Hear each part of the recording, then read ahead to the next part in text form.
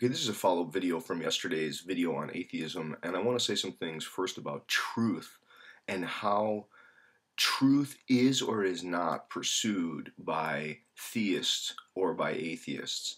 First off, I want to say that some people quickly posted, oh no, that's not true. Atheists are really interested in the truth. It's theists who are not. First, I think that's a gross misgeneralization. I would say that because not everyone who is an atheist is a scientist. I think there are many people who act as if they declare themselves to be an atheist, they're somehow competent in science or are more scientific than other people. That's simply not true.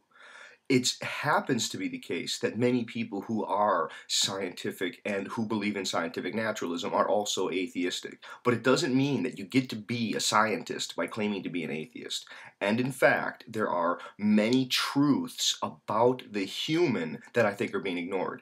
And I would say this in a couple of ways. First off, if you look at the growth of psychological studies, of anthropological studies, of sociological studies, and when you start to look at what we piece together, it looks a lot like, to me, and please, people correct me, I'm happy to be wrong on this, it seems that we do have the beginnings of a conclusive science of the human. The science tells us we are singing, dancing, pantomiming, fantasizing apes.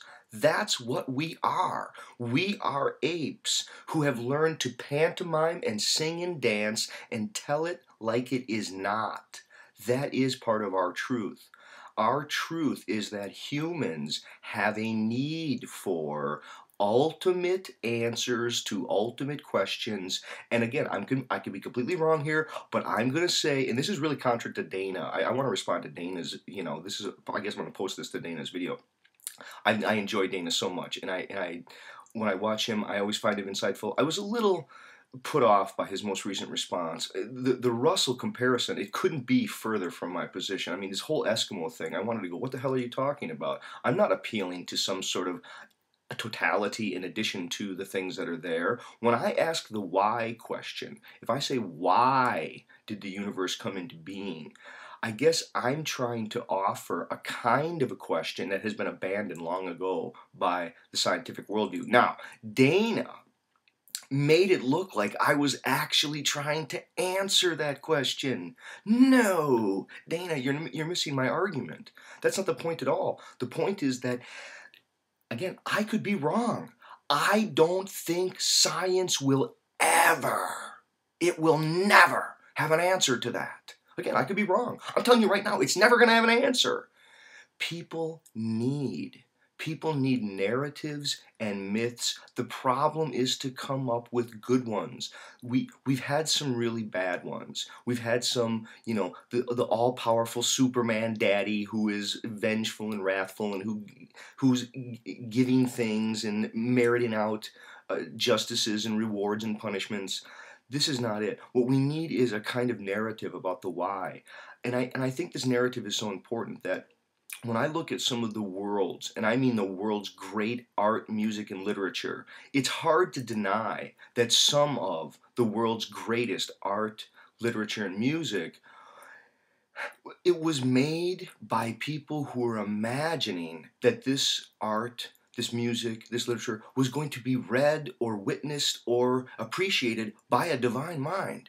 There is something about the belief there that was serving people. Now, I think one of the ways I would want to address this is that there's a great distinction. I think it's by Ruth B.B. Hill. It's one that Lee Thayer makes a great deal out of. It's the distinction between truth-keeping and truth-seeking societies.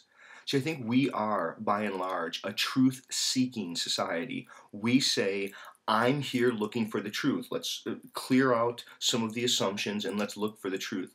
If you look at, like, say, Native American cultures, broadly construed, we could call them truth-keeping societies. They didn't see truth as a point to which you would arrive, but a creative starting point.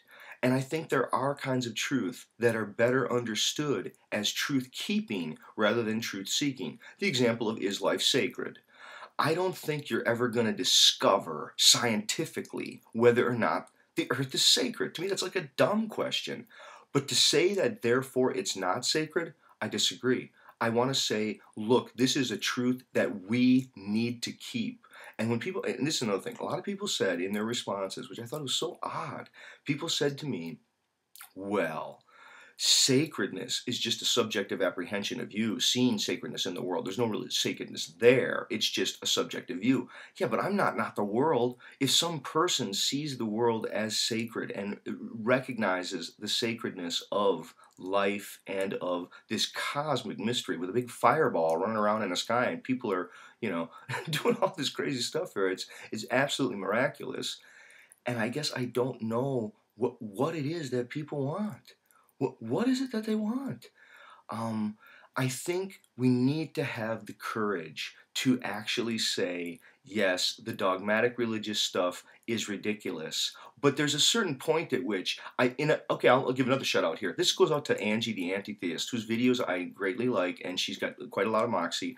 A video that she posted very recently, and this was actually the one that motivated part of my response, the first one, if people want to know some of the backdrop there, is I think she's a great, a YouTuber. I think she brings a lot to it. But she had this very arrogant, back-patting kind of video. It's self-congratulatory, suggesting that she's no theologian, but she has, taken on all of the ridiculous beliefs. And at a certain point, I want to go, yeah. Well, big deal. When you were a little kid, you got to walk up to your parents and go 2 + 2 = 4, and they applauded. At this age, you don't get to say the duh, obviously stuff, and then go, oh yes, look, I've discovered this now. Yeah, well, finally, hopefully. I can't believe that there are adults who are proud of discovering that the world wasn't invented in 7 days. I mean, it's bizarre. It's to claim that you're looking for the truth when you're combating dogmatic ridiculousness, okay, there's a sense in which that's true. But to say that all people who are theists hold those beliefs, that is self-delusion and a lie. That's a comfortable lie as well. To say that the only people who are interested in the truth are atheists, I'd be more inclined to say yes, scientists are more inclined to want to claim that what they're interested in the truth. Not all scientists are atheists, and not all atheists are de facto scientific. I think that's a major illusion there. And I think there does need to be a recognition of ultimate questions and the need for truth as a creative starting point from what I would call a true understanding of who the human is. We are the ancestor of a singing, pantomiming, dancing ape. We are the outcome of a long evolutionary development, and we are a creature whose self-awareness catapults us into needs for answers. And I think myth and narrative are what we need there. To say that eventually science will discover why the universe came into being, I just don't believe it. Now, I could be wrong. I'm happy to be wrong. I'll say, well, I was wrong. But I'm going to tell you right now, I don't think it'll ever happen. I really don't. I think we will always need some narrative and some vision-giving, some way of understanding ourselves that helps us make a more beautiful world, that does speak to this optimistic future that I think TJ wants. I think there are ways of understanding ourselves, of understanding the world, and of our commitments and relationships to other people that really can make this a beautiful place. But I don't think it can be done without an openness and an honesty with ourselves all the way around about how much I think that there really is an interest in kinds of truth on both sides of theist-atheistic debate. I guess maybe in some ways this whole discussion is a waste of space. I think of Boundless Eyes, and I shot a video, forever ago, many months ago, saying that the whole discussion of atheist-theist is a kind of waste of space.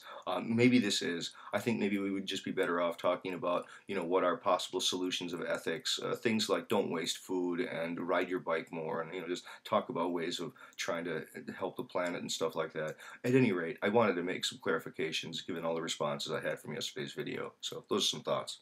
Okay, thanks. And I really greatly enjoyed all the comments that people gave